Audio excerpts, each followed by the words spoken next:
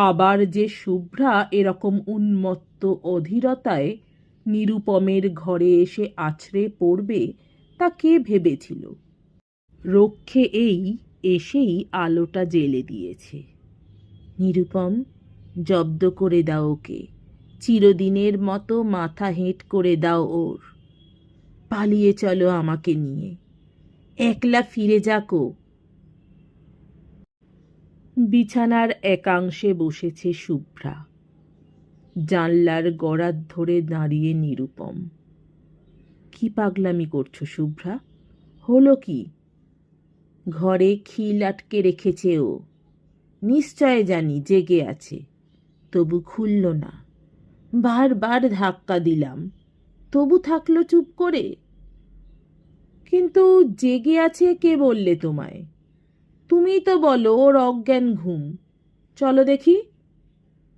না না, কখনো যেতে পাবে না তুমি। ঘুমোইনিও, আমি জানি। ঘুমোলে খিল লাগাতো না, ইচ্ছে করে, শুধু আমায় অপমান করবার জন্যেই।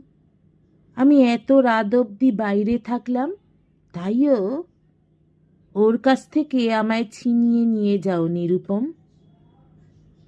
কান্নায় ভেঙে পড়ে শুভ্রা। নিরুপম যেন ভাবতে পারছে না ঘটনাটা কি ঘটে যাচ্ছে।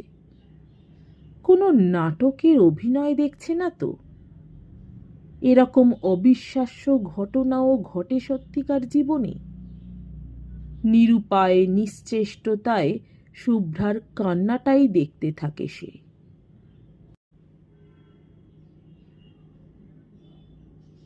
কিন্তু সাধে বলছিলাম একত্র সমাবেশ।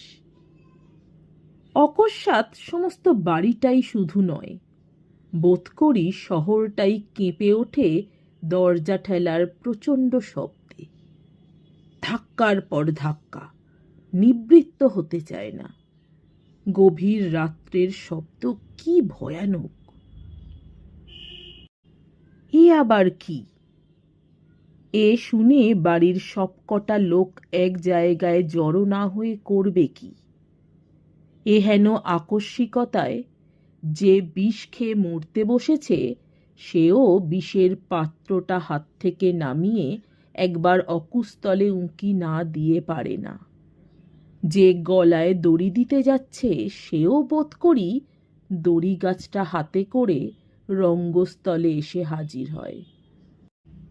আর এরপরও ঘুমের ভান টিকিয়ে রাখবে এমন